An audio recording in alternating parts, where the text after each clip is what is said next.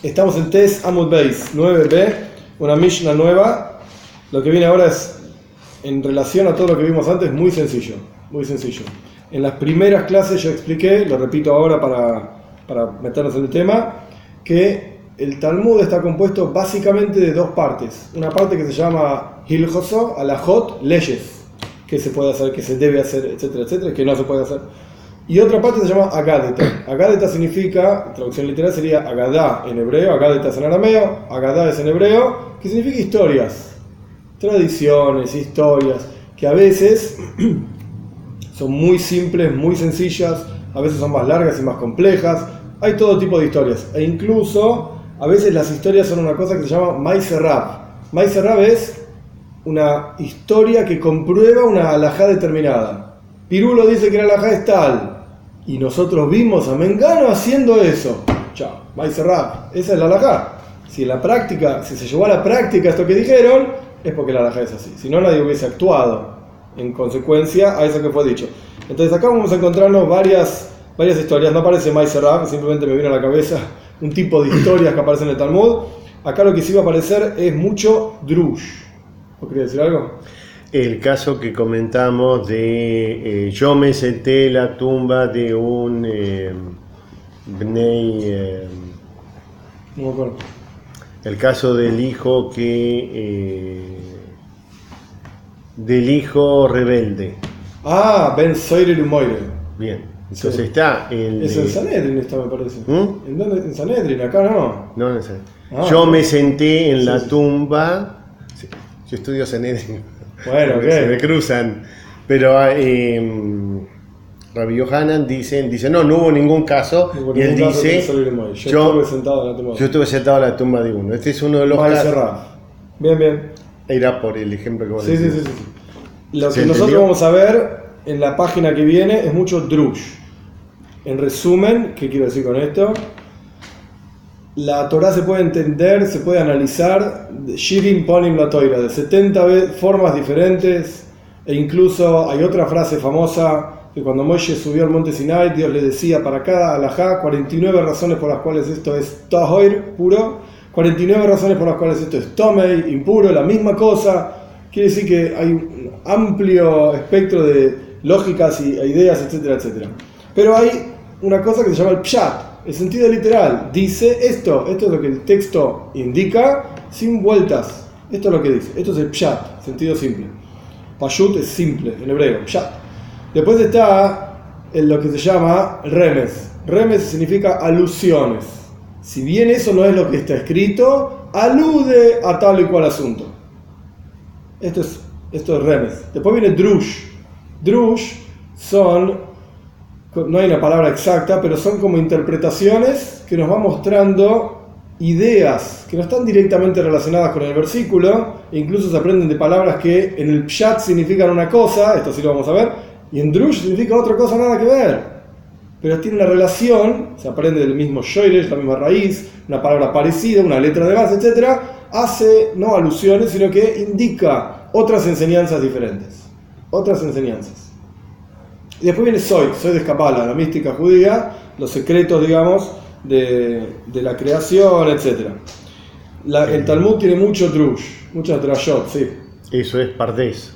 Pardes, claro. Pshat, Remes, Drush y Soy, correcto. El Talmud está lleno de drashot, de comentarios que en muchísimos casos son buenas cualidades, enseñan buenas actitudes. Como vamos a ver, incluso en la página que nos toca hoy va a aparecer bastante esto. Así que de vuelta, no es una página difícil, todo lo contrario, vamos más rápido. Uno se podría detener igualmente en esto ampliamente. Hay sfarim enteros escritos en las Agadot, libros enteros escritos en las historias del Talmud, en Yokoi. Bueno, vamos con la Mishnah. Tes Amud Beis. Hasta aquí explicamos que una persona que mata sin querer se va al exilio. ¿Dónde es el exilio? ¿Dónde es irse al exilio? Y dijimos brevemente que existen ciudades de refugio, Are y Miklat. El Talmud va a empezar a explicar este asunto propiamente dicho. Dice la Mishnah, Lehei Hangoilim, ¿a dónde es que aquellos que matan sin querer se van al exilio? ¿A dónde? Responde el Talmud, Le Are y Miklat, a las ciudades de refugio. Se le trabó la cosa. Lesholosh shebe'ever Yarden, ulesholosh shebe'eretz Knan. A 3 ciudades, que en un minuto vamos a ver cuáles eran, a 3 ciudades que estaban del Eivra Yarden, del otro lado del río Jordán, del Yarden, lo que sería Jordania, y las 3 que estaban en la tierra de Canaán. Shenemar, ¿cómo sabemos esto? Porque está escrito en el versículo, es Shelosh Yarim Titnu Be'ever la Yarden, dice la Torá, 3 ciudades vas a separar, literalmente poner, pero separar del otro lado del Jordán, del Yarden, que había muchísimos Yehudim, había 3 tribus que se quedaron en la práctica en ese lugar de la tierra Reuben, Gad y Hatzi Shevet Menashe, la mitad de la tribu de Menashe, se quedaron ahí afuera. Y sigue la Torah, es Shelosh Yarim Titnu Beretz Knan, 3 ciudades en la tierra de Canaán. Ok, 3 y 3, perfecto. Continúa la Mishnah, otro din, otra ley. Ad Sheloy Nibharu Shalosh Beretz Israel, hasta que no se separaron las 3 ciudades en Eretz Israel, o sea, cuando el pueblo judío entró en la tierra de Israel con Yoshua y conquistaron el lugar 7 años, se repartieron el lugar 7 años más, en total 14 años, ahí separaron las 3 ciudades de refugio. Hasta que no pasó esto, o sea, 14 años después de entrar en la tierra de Israel, las 3 ciudades que habían separado Moishe 14 años antes de la entrada en la tierra de Israel, no servían para proteger a un Retzeach, a un asesino sin querer. Shenemar, ¿cómo sabes que funcionaban como un conjunto las 6 y no 3 por un lado y 3 por el otro? Shenemar Sheish Aremiklat Tiena. El paso que termina la Gem. 6 ciudades de refugio serán para ustedes. Ad Sheyu Sheishtan. Coltes que hagas. Las 6 tienen que estar presentes para servir como refugio. Porque la Torah las pone en un conjunto solo. 6 ciudades. Y Moisés separó 3 ciudades. No, entonces no sirven. Tienen que ser 6. Cuando haya 6, las 6 funcionan. Continúa la Mishnah, otro din, otra ley. Y los caminos estaban preparados, pavimentados, cuidados de una ciudad a la otra ciudad. Shenemar, como está escrito en el versículo, vas a preparar el camino para ti, digamos. Veshilashta, la Mishnah no explica qué es esta palabra. Shilashta significa vas a repartir, lo vamos a ver más adelante en la Gemara. La Gemara lo va a explicar. Vas a repartir las ciudades en conjuntos de 3. La Gemara lo va a explicar. Continúa el próximo, tiene la Mishnah. Y al Retzeach, al asesino sin querer, cuando se iba a la ciudad de refugio, le daban 2 sabios, 2 talmidei jajomim, estudiantes de sabios, lo que sea, sabios. Shema y Arguenu Baterech. No vaya a ser que el Goy el Adam, el vengador, quiera matar, agarrar al asesino, digamos, en medio del camino. El tipo se estaba yendo a una ciudad de refugio, lo engancharon en medio del camino y lo mató. Pero pará, dale tiempo por lo menos a irse a la ciudad de refugio. Veidabru Elav. Y los talmidei jajomim hablaban con el Goy el Adam, con el vengador, y le decían, Rashi explica, esperá, esto fue sin querer, no fue a propósito, pasó de tal manera, calmate, para darle tiempo al asesino, sin querer, a irse a la ciudad de refugio. Rabbi Meir Oimer dice Rabbi Meir, no, los talmidei jajomim, los sabios estos, no hablaban por el hombre por el asesino mismo hablaba y explicaba, mirá, pasó esto, pasó lo otro, subí una escalera, me caí, ¿qué quieres que haga? No fue a propósito. Shenemar, ¿cómo sabes de dónde sacó Rabbi Meir que es el asesino mismo que hablaba? Porque dice, Zed Dvar Retzeach. Estas son las palabras del Retzeach. Dvar, en hebreo quiere decir palabra, Davar. Pero en el contexto, en el Pshat, que esto es lo que hablábamos en la introducción, en el Pshat, Dvar Retzeach, estas son las leyes del asesino. No tiene nada que ver con palabra. Dvar es como cosa. Obviamente está mal decir, estas son las cosas del asesino, pero así se expresa la Torah, es correcto en hebreo. Estas son todas las leyes, las cosas, todos los asuntos del asesino. Viene Rabbi Meir y dice, Dvar, son palabras, estas son las palabras del asesino. Él solo hablaba. Rabbi Yosi y Rabbi Yehuda Oimer, otro din, otra ley. Esto es interesante en la cuestión técnica, digamos, de la Torah. Dice Rabbi Yosi y Rabbi Yehuda, Bitchila echad shoigeg beechad meizin makdim leare miklat. Al comienzo, ahora explico qué es al comienzo, tanto el asesino sin querer, shoigeg, como el asesino, a propósito, se adelantaba y se iba a la ciudad de refugio. Lo primero que el tipo hacía, mató a alguien, como dicen, sin querer, queriendo, o sea, a propósito, sin ser a propósito, se iba a la ciudad de refugio. Beis-din sholchim evin oisem, misham, y el juzgado lo traía a donde sea que era el juicio. Mishin ishayev misa bebeis-din hargu, aquella persona que fue probado, que fue asesino, fue a propósito, y el Beis-din determinó que la pena es pena de muerte, lo mataban. Pesheloin ishayev misa patru, y el que no le correspondía la pena de muerte, lo exentuaban. Mishin ishayev golus, y aquella persona que le correspondía exilio porque fue un asesino sin querer, porque puede ser que a este tipo lo acusaban de asesino y en realidad no hizo nada. Entonces ese que salga libre, ¿qué problema hay? Este no, este mató a alguien sin querer. Majasiri no hizo lo devolvían a la ciudad de refugio. Entonces primero se iba a la ciudad de refugio, después se iba al juzgado y después de ahí había diferentes, como un diagrama de flujo, diferentes direcciones. O lo matamos porque fue a propósito, o no pasó nada, se va a la casa, o se va a la ciudad de refugio. Shenemar, porque está escrito en la Toira, la Toira cuando dice que se iba a la ciudad de refugio, no dice Beshalhu, lo mandaban, Behalach, fue, dice Beishivu, lo retornaban a la ciudad de refugio. Retornar de un lugar es porque vos ya estuviste ahí, si no, no podés volver a un lugar donde nunca estuviste. Claramente dice Rabbi Yehuda, ya estuvo ahí, fue al juzgado y ahora volvió.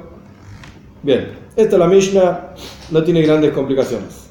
Gemore, Tanu Rabbanan, enseñaron nuestros sabios, todo lugar donde aparece Tanu Rabbanan es una braisa, una enseñanza que quedó fuera de la Mishnah. Shalosh Arim ibn Moshe, Be'eivra Yarden, Ukenegdan ibn Yoshua Beretz Knan. 3 ciudades separó Moshe del otro lado del Yardén, del Jordán, o sea, en Jordania, lo que sea. Y 3 ciudades separó Yoshua bin Nun, el próximo líder después de Moshe, en la tierra de Canaán. Y estaban, esto es difícil de traducir, eran como paralelas, como si fuesen 2 filas de un viñedo. En la época la Mishnah era muy común y en Eretz Israel era muy común los viñedos, entonces hay montones de leyes que parecen de viñedos, que se aprenden de viñedos. ¿Qué significa que eran paralelas como viñedo? Los viñedos, ¿cómo se plantan o cómo se plantaban? Hoy en día no sé cómo es, tampoco importa mucho. Claro, en filas. En hileras, se lo llama hilera. Ok, en hileras. Y el punto es... Ok, acá el punto es el siguiente. Todo el mundo sabe que primero se ara un campo, se hacen todas hileras o filas, lo que sea, y después se tiran las semillas y crecen un montón de cosas. Muy lindo. Pero el kerem, el viñedo, tiene una particularidad diferente. Vos plantás una rama de, no una semilla, porque no se planta de semilla, se baja la rama a la tierra, es diferente. Un gajo, gracias. Plantás un gajo de la viña y esto se vuelve como una plantita y le haces un pocito alrededor. Esto está en la halajá en diferentes lugares por diferentes cuestiones. Haces un pocito alrededor para poner agua porque necesita mucho agua. Buenísimo. A una distancia determinada, de acuerdo al tamaño de tu campo, etcétera, y cuántos gajos tenés, plantás otro gajo. Entonces surge que cuando se hace, por así decir, el arado, que en realidad en el viñedo no se ara, pero cuando se hacen las hileras, no es que está lleno de plantitas, una al lado de la otra. No, señor, están alejadas. Una plantita acá, otra plantita acá, otra plantita acá, y después obviamente eso se llena de uvas. Hay quienes dejan que las plantas crezcan en el piso, porque la uva en realidad no se eleva. La uva crece toda por abajo. Pero tiene algo que se llama sarmiento. Bueno, por eso. Hay 2 formas de hacerlo crecer. Una que está abajo, otra que la levantaban. Aunque no sea muy alta, se va... Sí, pero tiene que ponerle algo. Un alambre o un palo o algo para donde... Si no le pones nada, crece por el suelo. Es una enredadera. Sí. Si no le pones nada, crece en el piso, todo tirado. Sí. Las uvas ahí tiradas en el piso. Se le ponen unos sarmientos, bien, entonces tenés un palo acá, el sarmiento es lo que tiene la planta. Yo entendí que el sarmiento era el palo que tiene que ser. Bueno, el sarmiento son las ramas de viñedo. Ok, listo. Son muy finitas que se enganchan. Demasiado técnico. Se le ponen unos palos para que crezca uva alta y listo. Perfecto, muy bien. Entonces, acá, ¿cuál fue la comparación con el viñedo? Porque acá tenemos 6 ciudades que estaban de esta forma, una y una, una y una, una y una. Entonces parecía un viñedo. Y en un ratito vamos a ver que no era exacto derecho, sino que era más así torcido. Pero es otra historia. Era como un viñedo. 2, 2 y 2. Esto es lo que está explicando el Talmud. Todo esto lo dijo el Talmud en muy pocas cosas. Shura Shebekeren. Una fila, una hilera en el viñedo. Chao, listo. Si no sabes cómo es un viñedo, sos un burro. Anda vos a estudiar lo que es un viñedo. Así eran las ciudades. Bien. Y ahora el Talmud, la Braisa, va a decirnos los nombres de las ciudades. Hebron, Shebi Yehuda, que está donde está Hebrón hoy en día. Miras a Maspeila, justo estamos en la parcha de Abraham Avinu, etc. La cueva de donde estaba Abraham, Sara, bueno. Hebron en Yehuda, Yehuda la tierra del sur de Eretz Israel, frente a Betzer en el desierto. O sea, imaginemos desde Hebrón para el otro lado, cruzando el Jordán, Betzer, una ciudad que obviamente no tengo idea de qué es hoy en día. Shem, Behar Efraim, la ciudad de Shem que está hasta el día de hoy también, en el monte de Efraim, que hoy está en la franja de Cisjordania, yo qué sé, no me quiero meter en política. Shem está ahí. Keneged Ramois Gilad, en el Gilad, del otro lado, del Jordán, Ramois, así se llamaba. Y después, por último, Kedesh Behar Efraim, Be'er Naftali, perdón, en el norte de Israel, Kedesh, Keneged Golan Babashan, en el Bashan, Golan, una ciudad que se llamaba Golan. Perfecto. 3 ciudades de un lado, 3 ciudades del otro lado. Veshilashta, dice la Braisa lo que la Mishnah no explicó, la misma palabra. Shilashta literalmente quiere decir como tercerizar, no tercerizar de trabajo, sino dividir en 3. Sheyu Meshuloshin, que sean divididas en 3. ¿Qué significa esto? Shei Emidorim le Hebron, que desde el sur de Eretz Israel hasta Hebrón haya la misma distancia que mi Hebrón le Shem, que de Hebrón hasta Shem. Mi Hebrón le Shem, que de Shem le Kedesh, y de Hebrón hasta Shem como de Shem hasta Kedesh, que estén repartidas igualmente en el territorio. Y el último pedacito, como si fuesen 4 divisiones, desde Kedesh, desde el norte, la ciudad del norte, hasta el norte final, el límite, la misma distancia, siempre equidistantes. Hasta aquí la Braisa. Perfecto. El Talmud se detiene en un problema interesante, cómo lo resuelve también. Pero el problema es el siguiente. Eretz Israel, como territorio, es más chico, es menor que Eiber HaYarden, del otro lado del Jordán. Entonces, si nosotros separamos 3 ciudades en Eretz Israel y 3 ciudades del otro lado del Jordán, surge, al revés, perdón, justo al revés, claro, eso no tenía sentido, perdón. Eretz Israel es más grande que Eiber HaYarden, no tenía sentido. Eretz Israel es más grande que Eiber HaYarden. Si vos separás 3 ciudades en Eretz Israel y 3 ciudades en Eiber HaYarden, del otro lado del Jordán, surge que en densidad tenés menos en Eretz Israel y más Eiber HaYarden. A pesar de ser 3 ciudades, como el territorio es más chico, hay más densidad de ciudad. Esto es lo que pregunta el Talmud. De territorio fértil estamos hablando. Sí, lo que pasa es que hay que entender el territorio de lo que era el Eretz Israel bíblico. Sí, okay. El Eretz Israel bíblico. La margen oriental, que es del otro lado, es mucho más chica que la margen occidental, correcto, que inclusive se llega hasta el mar. Hasta el mar, correcto. Claro, por tanto la ciudad de refugio es como si Abarcación estuviera más densamente poblado de ciudad de refugio, del lado oriental que el occidental. Correcto. Esto es lo que plantea Talmud. Pregunta así, Eiber HaYarden Tlas, Eretz Israel Tlas, ¿por qué 3 de un lado y 3 del otro? Quizás tendría que haber 4 en Eretz Israel y 2 del otro lado, para dividir las cosas bien. Responde el Talmud, muy interesante. Omar Abaye, dice Abaye, Begilad Shicheroitzim.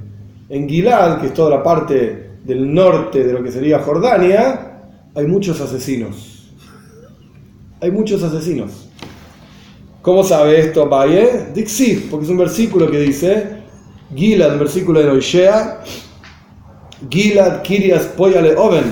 Gilad, que de vuelta es ese territorio, digamos, del norte y el centro de lo que hoy sería Jordania, es una ciudad, un territorio de Poyale Oven, gente que hace daño, gente que hace maldades. Akuba Medam, y hacen, Akuba es oire en hebreo, emboscada de sangre, Sí, había mucha gente que mataban. Había mucha gente que mataba. Va a la muerte directo, no va a la ciudad. Esto es lo que pregunta Toises. Ahora vamos a ver. Vamos paso a paso. Muy bien. El primer paso es, ok, explicamos por qué necesitamos en menor territorio la misma cantidad de ciudades que en un territorio más grande. Porque en este territorio hay muchos asesinos. Muchos asesinos. Toises pregunta la pregunta de Yoshua. Lo voy a leer porque es muy cortito, muy interesante. Toises dice así, lo vamos a leer adentro. Begilad shlich roitzchim. En Gilad hay muchos asesinos. La palabra roitzeach en hebreo significa asesino, pero no asesino sin querer. Asesino, a propósito. Entonces la respuesta como asesino a propósito no tiene sentido. Eso los matamos. Tras juzgado y testigos, toda la historia que ya hablamos 1000 veces. Pero los matamos al fin y al cabo. ¿Qué ciudad de refugio? ¿Qué me importa? Se responde Toises así, Pirush, es decir, por cuanto hay muchos asesinos, es que eran necesarias muchas ciudades en términos de densidad, era la misma cantidad que en Eretz Israel, pero en densidad es mucho más, porque cuando matan a propósito, porque eran roitzchim, asesinos, pero sin testigos, no hubo testigos. Entonces, ¿qué hacía Kadosh Baruj Hu? ¿Qué hacía Dios? Los preparaba, esto ya lo estudiamos, ya lo hablamos y lo vamos a ver en la Gemara más adelante. Los ponía en un mismo hotel, y el asesino a propósito se sentaba abajo de la escalera y el otro iba subiendo por arriba de la escalera. Entonces, se caía encima y lo mataba. Como había muchos asesinos a propósito, pero que no se daban las condiciones para juzgarlos, entonces eran necesarios muchos asesinos sin querer, para que Dios se ocupe de los asesinos, de que mueran los asesinos a propósito. ¿Se entiende? Sí. Esto es lo que dice Toises. Acá hay una nota interesante. Que cuenta lo que dice Ramban, Nachmanides, sobre este mismo tema, sobre este mismo asunto. Ramban dice así, Nachmanides no tiene comentario del Talmud, en realidad sí tiene comentario del Talmud, pero no está en la página del Talmud, está en otro lugar, es un libro aparte, y no es un comentario igual que Rashi, es otro estilo. El Ramban acá tiene un comentario en la Toiro, en el Humash, en donde se lidia con este asunto. Y Ramban dice así, a pesar de que el refugio solamente funciona para aquellos que matan sin querer, entonces, ¿qué sentido tiene decir que había muchos asesinos a propósito en Gilad? ¿Qué me importa? ¿Qué tiene que ver con la ciudad de refugio? Se responde el Ramban, ellos mataban con engaño, no eran asesinos así nomás. Hoy en día, lamentablemente, está de moda la palabra sicario, que va al bar mientras el tipo está tomando un lejaim, va y pum, lo mata y sale volando, sale corriendo. Es terrible, pero en aquella época no era así, sino que mataban en forma engañosa y se mostraban a sí mismos como que fue sin querer. Entonces eran necesarias muchas ciudades de refugio en densidad para contener a todos estos tipos que parecía que mataron sin querer, pero en realidad habían matado a propósito, simplemente no había pruebas de que mataron a propósito. Y no había forma de distinguir quién era a propósito y quién era sin querer. ¿Se entiende? Sí. Bien. Esta fue la respuesta de Abayo. Ahora pasamos a Yud Amud Aleph, 10a. Pregunta el Talmud. Mai, yo lo introduje directamente en la traducción que yo di de la palabra Akuba, Eikev, en hebreo quiere decir talón. Akuba Midam, mal traducido como si fuese literal, sería como taloneada con sangre, o que el talón tiene sangre, y no se entiende qué quiere decir. Entonces, el Talmud mismo pregunta, Maya Kubamidam, ¿qué significa esta cosa del talón con sangre? ¿De qué estamos hablando? Omar Rabbi Elazar, Sheayu Oikvin la Aroik Nefashis. Engañaban para matar a gente. Al fin y al cabo eran asesinos, pero en forma engañosa, digamos. Similar a lo que dice el Ramban, que lo acabamos de leer. La palabra Yaakov, el nombre Yaakov, Dios se lo da a Yaakov porque nació agarrando el Eikev, el talón de Isaac. Y simboliza una cuestión de engaño. No tiene nada que ver con Yaakov. El punto es que Leakev es como engañar. En hebreo también. Bueno, con Kuf. Ok. Pero aparte, si el asesino antes de ser juzgado tiene que ir a la ciudad de refugio, sí, aunque sea un asesino que va a vivir un tiempo en la ciudad de refugio, sí, hasta el juicio, hasta etc. el juicio, correcto, puede ser. Para eso necesitamos la ciudad. Es otra respuesta. Puede ser, totalmente. Y ahora el Talmud se va a detener en cómo estaban organizadas estas ciudades. Dijimos que eran 3 de un lado, 3 del otro, y estaban paralelas en los puntos, ¿sí? Un punto, etc. Pero no era así nomás, no era derecho y derecho como yo dije. El Talmud pregunta, Maishna me haikisa, Umay me haikisa, de meraje que Umayshna me hoy de mekarbe. Traducción de las palabras. ¿Qué diferencia hay de este lado y de este lado que estaban alejadas y en el medio estaban cercanas? ¿Qué quiere decir? Que en la práctica era así. Kedesh y se llamaba, se me fue la cabeza, Gilán, Golán, ¿cómo era?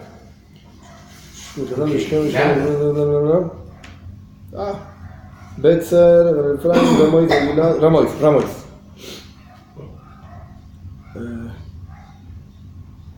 Golán. Kedesh, Golán, Shechem, Ramot, me fui para adentro, ¿sí? Kedesh, Golán, a propósito, ¿sí? Kedesh, Golán, Shechem, Ramot, de este lado Eretz Israel, de este lado fuera de Kedesh, Golán, Shechem, Ramot, y abajo estaba Hebron, Betzer. Era así, como una X, pero partida al medio, porque no había, obviamente había una distancia entre Shechem y Golán. No, Golán, ¿cuál es? Sí, se me van en la cabeza. Gilad, Shechem y Gilad. Entonces el Talmud pregunta, ¿por qué de este lado tenías, de este lado significa para arriba la misma distancia, para abajo la misma distancia y en el medio estaban cerca? Acá alejadas y en el medio estaban cerca. ¿Por qué era así? Responde el Talmud, Amar Abaye, el mismo personaje que respondió en la página anterior sobre los asesinos. En Shechem también había muchos asesinos. Shechem es en Eretz Israel, ¿sí? Hoy está llena de árabes, lamentablemente. Ahí está Kever Yosef, la tumba de Yosef, que la profanaron y la... No. En Shechem también hay muchos asesinos. ¿Cómo sabes? Dixiv, porque está escrito, imagínense, para entender esta cuestión, ¿por qué tiene que tener una prueba de un versículo? Andar a la ciudad y te vas a dar cuenta que está lleno de asesinos. Y la razón es muy simple. El Shechem, cuando vivió Abaye vivió aproximadamente años 300 de la era común, incluso un poco más todavía, 350 de la era común. Y cuando Yoshua separa estas ciudades, en Eretz Israel, Shechem, una de ellas, estamos hablando casi 2000 años antes. Entonces, Abaye tiene que traer una prueba de un versículo de por qué Yoshua ben Nun eligió esas ciudades y no otras. Por eso, ¿qué ventajas tenían? Okay. Ya vamos a ver qué características tenían, sí. Lo vamos a ver. Pero bueno, por eso trae Abaye una prueba de un versículo tanto para la ciudad anterior, la cuestión de por qué había más densidad de ciudad del otro lado, de Yarden, y al respecto de Shechem. Y dice así el versículo: Ukehavei ish gedudim hever koyanim derech iratzchu Shechema. Traducción, es un paso re complicado. Como la esperanza, este paso que está en Oshea también, los profetas hablan todo poético. Como la esperanza de una persona en un conjunto de gente, o sea, si vos estás con un grupo de gente, estás más seguro que solo. Bien. Hever Koyanim, también un conjunto de Koyanim, pero no Koyanim Ksherim, no buenos Koyanim, sino estamos hablando de asesinos, ¿sí?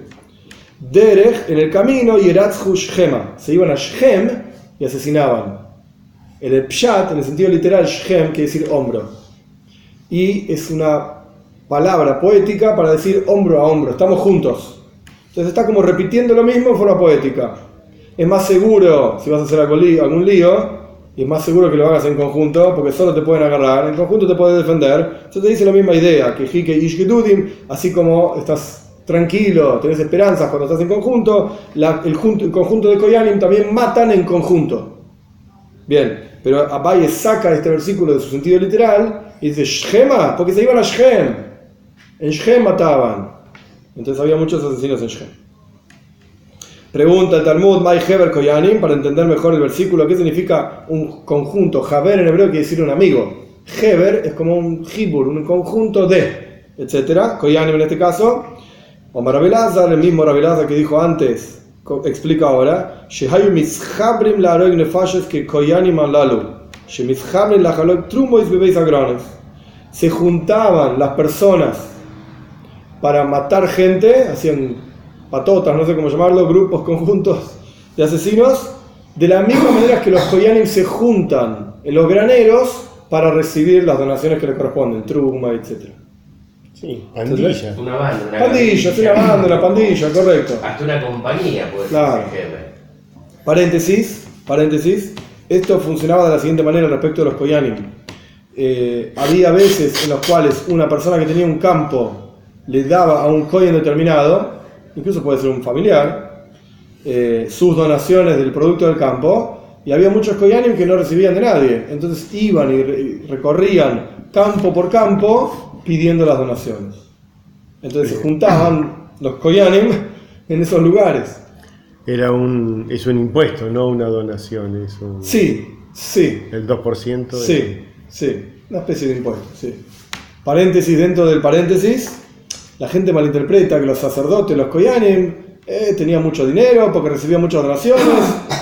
No era así. Justo lo opuesto. Los tipos tenían que ir campo por campo mendigando. Por favor, dame un poco de grano, dame un poco de esto. No tenían nada. A veces sí, ok, en todos lados hay gente rica, gente pobre, bueno, normal.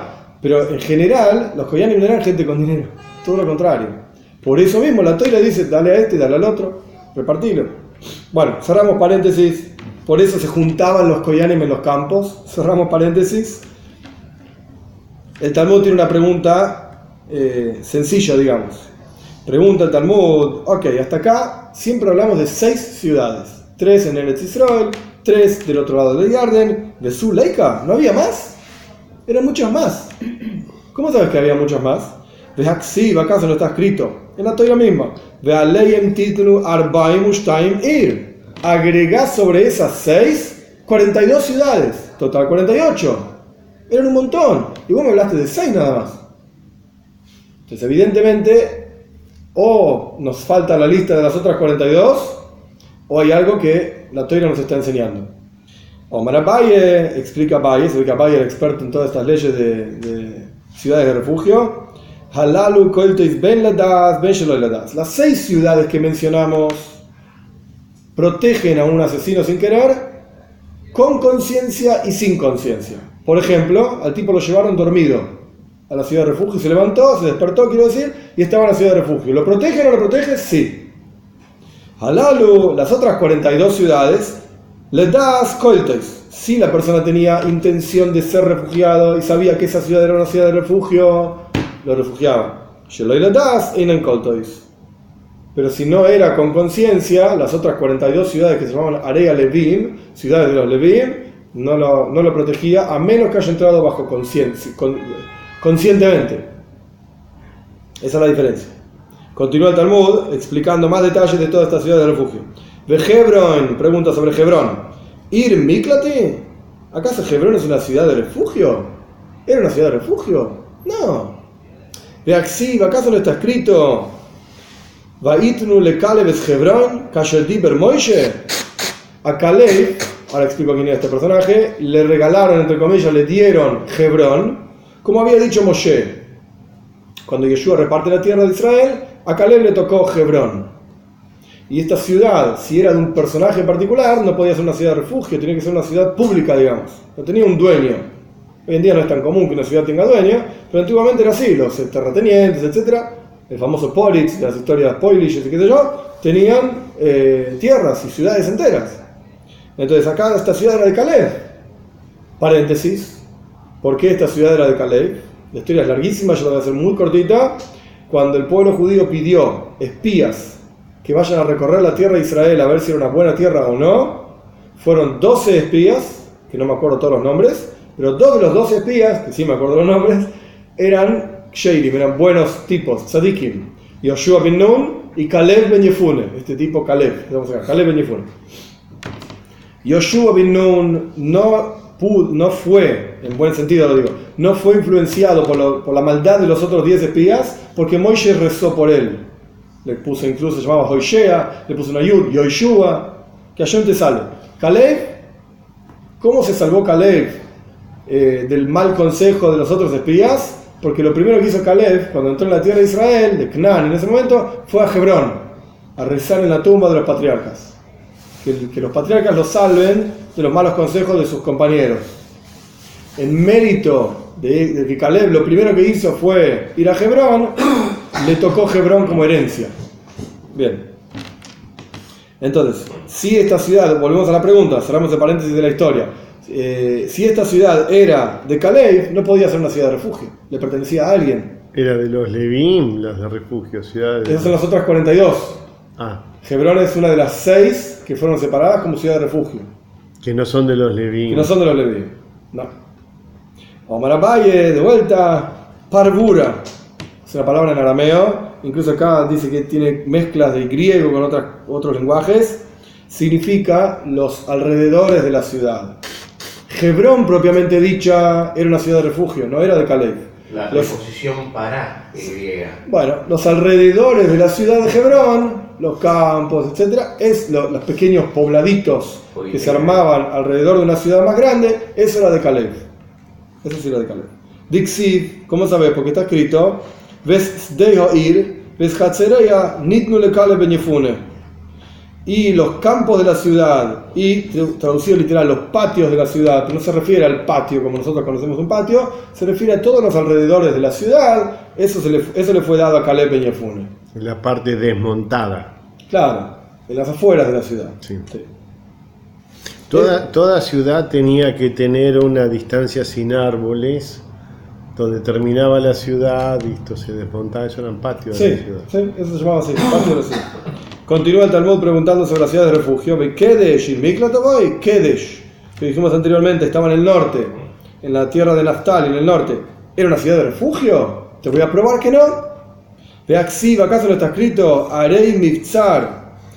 Cuando Yoshua entra en la tierra de Israel, se encuentra con ciudades amuralladas y construyen también ciudades amuralladas. Y la Torá, en Yoshua, en el Sefer Yoshua, el libro de Yoshua, da ciertos nombres de ciudades. Dice Atzidim, Tzer, Hamas, Rekes, Kinores, Kedesh. Y lo llamó Arei Mivzar, ciudad amurallada. Lo llamó a Kedesh, en el norte, una ciudad amurallada. Ve'edrei, Ve'en Hatzor y otras dos más. Edrei y Hatzor. Betania, y aprendimos en una braisa, que en un minutito la vamos a analizar en detalle. Ari Malalu, estas ciudades, las de refugio, Eino y Sinoisan, no se pueden hacer. Loitirin, no ciudades fuertes. Loitirin Ktanim, Veloikrakim Gdoilim, perdón, dije mal. No una ciudad chiquitita, tipo como eran los fuertes de antes, que era el fuerte y una pequeña muralla alrededor, y estaba ahí la base militar y nada más. No se hacen así, pequeñas, y tampoco muy grandes. Ayares Beinenios, sino que ciudades intermedias. Después vamos a ver por qué. El punto es que una ciudad amurallada no es una ciudad chiquitita, es una ciudad grande. Claro. Por eso se amuralla, porque hay mucha gente y mucha riqueza, digamos, para ir a atacarla, etcétera, etcétera. Kedesh, entonces en un lugar se llama ciudad amurallada, y acá decimos que las ciudades de refugio no pueden ser ciudades amuralladas grandes. Omar Rabbi Yosef, dice Rabbi Yosef, para explicar esta contradicción, Tarte Kedesh Abai. Había dos Kedesh. Había más de una ciudad que se llamaba Kedesh. Y esto pasa en los países también, hay muchas ciudades que tienen el mismo nombre. General Roca, hay 3 en la Argentina. Claro, hay 3. La de Río Negro, San Luis, Mendoza. 3 ciudades. Springfield, ¿cuántos hay? Un montón en Estados Unidos. Ah, está Springfield. Es la ciudad más famosa de Estados Unidos. Como campos de primavera existen. Sí. Omar Rabashi, dice Rabashi, y él da un ejemplo práctico. Obviamente no tengo idea de a qué punto, qué ciudad se refiere, pero no importa. Que con Slikum ve Acra de Slikum. Como la ciudad de Slikum, no sé dónde quedaba, no importa, y Acra de Slikum, otra ciudad que se llamaba Slikum también. Bien, terminamos con esta cuestión. Gufa. Alejandro hizo montones de ciudades. Hizo un montón de ciudades, todas llamaban Alejandría. Sí. Lo que pasa es que después los locales las ponían en sus términos. Por ejemplo, está Alejandría en África, ¿no? En Egipto es la más famosa. Claro, pero después está Iskander, que está, y creo que queda en el norte de la India, en el Punjab, lo que ahora sería Afganistán. Y está Iskander. Y más de uno de los ingleses que visitaron la zona descubrieron en viejos escritos, en sánscrito, que era una corrupción de la palabra Alexandros. Claro. Bueno, ok. Seguimos. Gufa, literalmente guf quiere decir en hebreo cuerpo, pero en el Talmud es una palabra clave que significa volvamos a una discusión o algo que fue mencionado anteriormente y no se desarrolló lo suficiente. Esto es Kufa. Entonces, después de Bien decir... chiquito. Sí, volvemos para atrás. Claro, claro. Dijimos algo, fue mencionado a la pasada, no se explicó, vamos a explicarlo ahora. Como decía el profesor Liberi, a la palle, y se volvía un tema anterior. ¿Qué dijimos anteriormente que no fue explicada? Lo que acabamos de decir. Estas ciudades no son fuertes pequeños, ni tampoco grandes ciudades, sino pequeñas ciudades, ciudades intermedias, ciudades intermedias. Y continúa la braisa. Nosotros solamente citamos un pedacito que era lo que necesitábamos, pero la braisa esa ahora la citamos entera porque tiene más detalles. Y solamente se asientan en lugares, las ciudades estas, en lugares en donde hay agua, un río, un lago, etc. Y si no hay agua, se les trae agua. Y solamente se asientan en lugares donde hay mercados. Tiene que haber un mercado. Y solamente se asientan en lugares en donde está la ciudad, y en las afueras de la ciudad hay pequeños, como si fuese en las afueras de la ciudad, valga la redundancia, pequeños asentamientos que son, de vuelta, las afueras de una ciudad. No una ciudad que está abierta a la nada. Vamos a ver por qué. No está abierta a la nada. Esto lo dice Rashi. Okay. Rashi explica así: ¿por qué tiene que haber agua? Rashi dice que cuando en los días de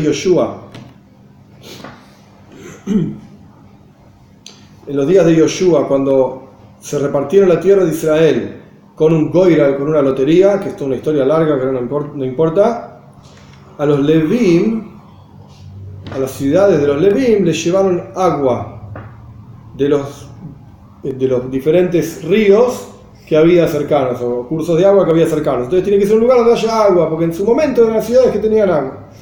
Después dice al respecto de los mercados, para que la gente tenga comida para comprar. Porque si vos no tenés comida para comprar, tenés que salir de la ciudad para buscar comida. Chao, saliste de la ciudad, te agarró el vengador de sangre y te mató. Entonces que esté todo lo que necesites contenido en la ciudad. Y al respecto de los ujlusines es muy interesante. Dice que haya pequeños poblados alrededor de la ciudad, de manera tal de que el Goy el Adam, el vengador, no pueda venir con un ejército para matarte. Porque un ejército no puedes entrar directamente en la ciudad si hay pequeños poblados alrededor, como que frenan, como dicen las cosas que ponen en las playas para que no haya tantas olas. Tajamares. El Mar del Plata, Pigones, murallones, para que las olas no lleguen hasta la playa propiamente dicha. Lo mismo así funcionaban estos pequeños poblados que estaban en los alrededores de la ciudad de refugio. Continúa la braisa. Nismatu Uchluseyen, si de repente la gente que vivía en los poblados aledaños se fue, por lo que sea, Moisifin Aleyen, agregamos gente.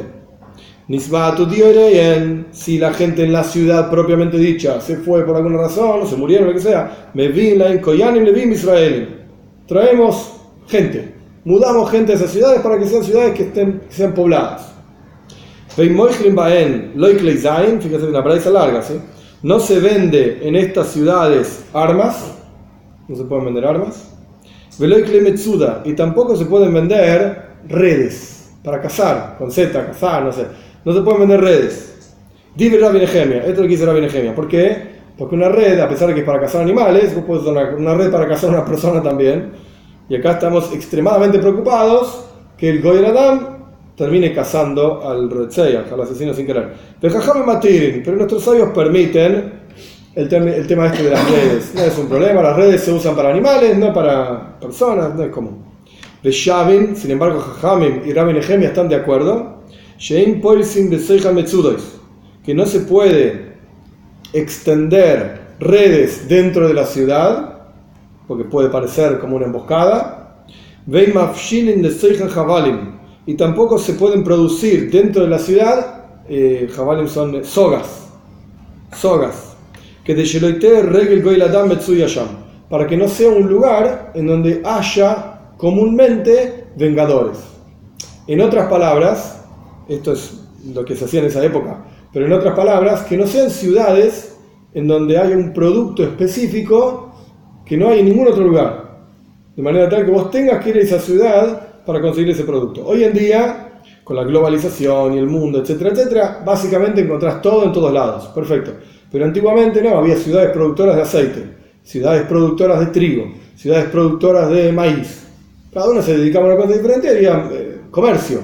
Bueno, que no sea una ciudad en donde la producción específica sea esto o aquello, sogas, redes, etcétera, porque vamos a terminar mal.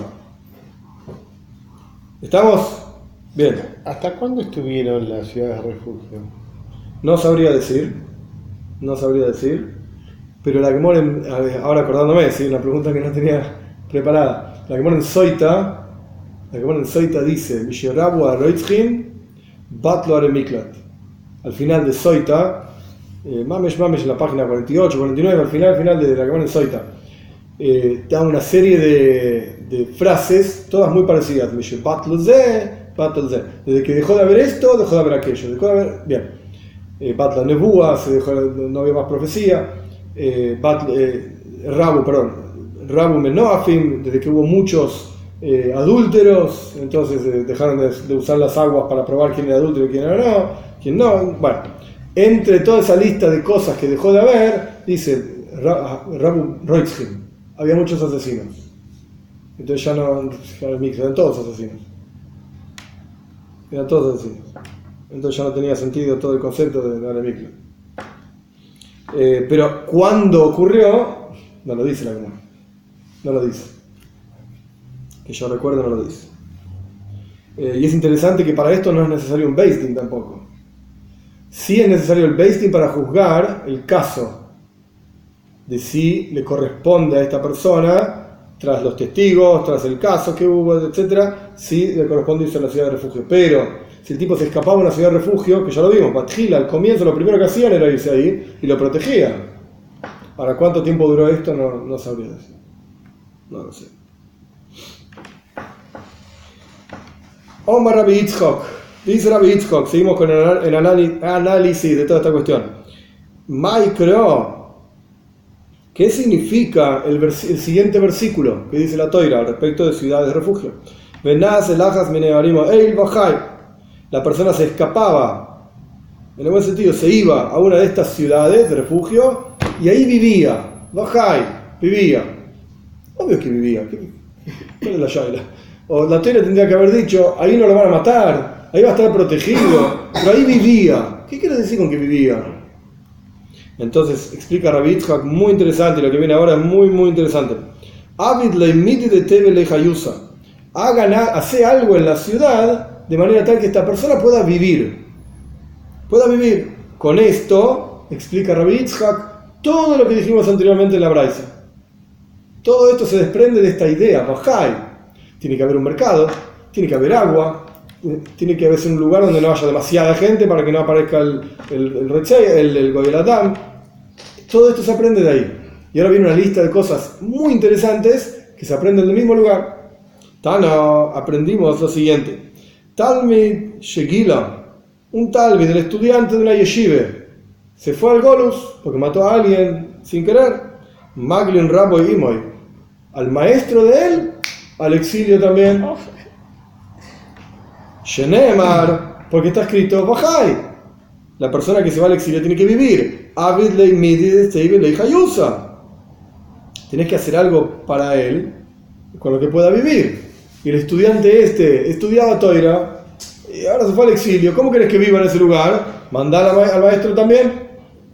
Paciencia, antes de las preguntas. Omar Rabbi Zeiro. Dice Rabbi Zeiro, después de que escuchó esta enseñanza, Mikan, de aquí aprendemos, no le enseñes a un estudiante que no es apropiado. ¿Vas a ingresar un estudiante en la yeshiva? Que esto es una discusión enorme, gigante en el mundo religioso hoy en día. No tiene que ver con esto, y no me quiero meter en la discusión, ahora simplemente lo digo para que se vayan con la idea en la cabeza. Pero vas a ingresar un estudiante en la yeshiva, seleccionalos. No tenés por qué enseñarle a todo el mundo. Tenés que justo enseñarle al más liero y al más problemático, no, que vaya a otra yeshiva. Dicho esto que acabo de decir es una terrible polémica y muy muy complejo, e incluso me animaría a decir terriblemente erróneo. ¿Pasa? Sí, pasa. Pero en la práctica, ¿quién le va a enseñar a este chico? Va a quedar fuera del sistema. Es otro problema, digamos. Por eso digo, no me quiero meter en esto. Es una discusión prácticamente de no terminar. Prácticamente de no terminar. Pero este es el punto. El Talmid, que no es un buen Talmid, no es un buen estudiante, no porque no tenga cabeza para estudiar, sino porque hace lío. Y un tipo que hace lío va a terminar matando a alguien sin querer. Así que, ¿sabes qué? En mi yeshiva no te quiero. De manera tal que si a vos te mandan al exilio, a mí no me manden al exilio con vos. ¿Estamos? La Gemara dice del otro lado, está más adelante esto. Hoy no lo vamos a ver, no vamos a llegar. No de todo el mundo uno tiene mérito de aprender.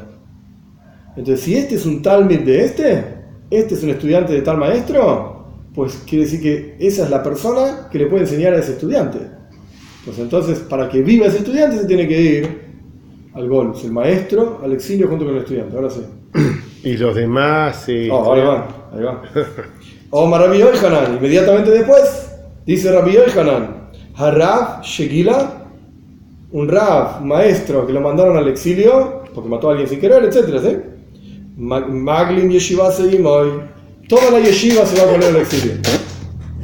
Es la misma idea, toda la yeshiva se va con el exilio.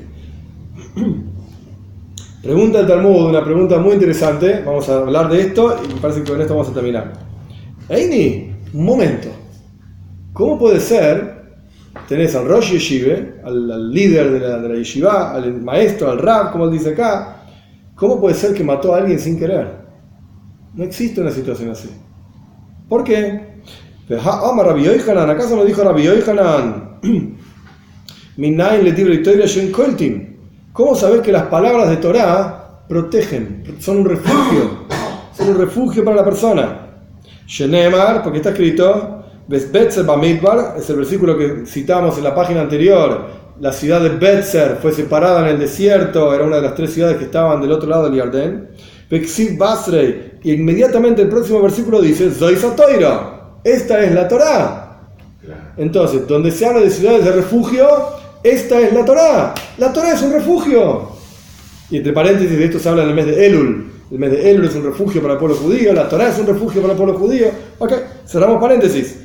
Entonces, ¿cómo puede ser que este rabino, este maestro que tiene su yeshiva, etcétera, a qué se dedica un maestro en una yeshiva? A enseñar Torah. El tipo está estudiando Torah. ¿Cómo puede ser que llevó a sus manos semejante transgresión, entre comillas, de matar a alguien sin querer?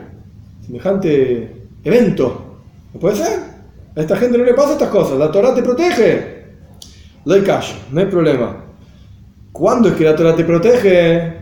Habeidana de Asikba, Habeidana de la Asikba. Cuando vos estás estudiando Torah, la Torah te protege. Pero si vos no estás estudiando Torah, no te protege. Eisek, en hebreo, no es simplemente estudiar. Es estar involucrado en el estudio, estar metido en lo que estás haciendo, concentrado, etc. Ahí la Torah te protege. Pero evidentemente este maestro en algún momento dejó de estudiar Torah y la Torah no lo protege más. Peiba y Seima, y si querés te doy otra respuesta. Mike Coltin, ¿qué significa que las palabras de Torah protegen a la persona? Mi mala jamás, protegen del ángel de la muerte, pero no de que la persona transgreda. Kihad Rabjista, como la historia de Rabjista, en la Gemora hay otras 2 historias, hoy no las vamos a ver porque no están acá, están en otro lugar en la Gemora, en Chávez. Had Rabjista, como la historia de Rabjista. Hava Yasif, Vegoris Bebe Rab. Rabjista era un estudiante, después fue Rabjista, que fue muy importante, pero en su momento fue un estudiante de Rab. Rabjista estaba sentado estudiando en la casa de Rab, digamos, en la yeshiva de Rab.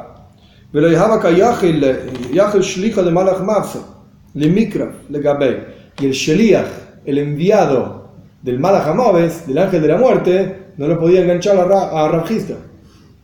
A Rabjista le había llegado el momento, tenía que morir. El Malach HaMoves, el ángel de la muerte, mandó a algunos de sus enviados y no lo podía enganchar a Rabjista porque el tipo estaba todo el día produciendo palabras de Toira, de Leihava Shasik Pume Megirsa. No paraba su boca de producir palabras de Torah. Y de hecho hay otros, David Amelech, el rey David también, y Rabba Bar Nachmani, Rabba, famoso que Loy Pasik Pume Megirsa. No paraban de producir palabras de Torah, al punto tal que el Malach HaMoves no los podía matar. Salik, Rabjista salió, porque se ve que, no sé, hacía calor o lo que sea, salió afuera Veyasif a Araza, de Berra, y se sentó en un árbol, cerca de un árbol de cedro, que había ahí en la yeshiva de Rab. Boca Araza, Veyasik, de repente, ¿qué hizo el Malach Hamaves? Pegó un golpazo en el Eres, en el cedro tiró una rama, un golpe, lo que sea, un ruido terrible, y Rabjida se asustó. Y ahí paró de decir palabras de Toira. Veía Gil, la enganchó. La mató. Vemos entonces que las palabras de Toira protegen a la persona. ¿Pero de qué? Del Malach Hamaves, del ángel de la muerte. Por eso puede ser que este rabino, que estaba enseñando Toira, pero igual le pasó. Y no que mató a alguien sin querer. Cuando dormía no podía matarlo. Soñaba con las Eso palabras. Pablo, estás exento, ¿qué crees? Es un oines, es algo que no podés evitar dormir.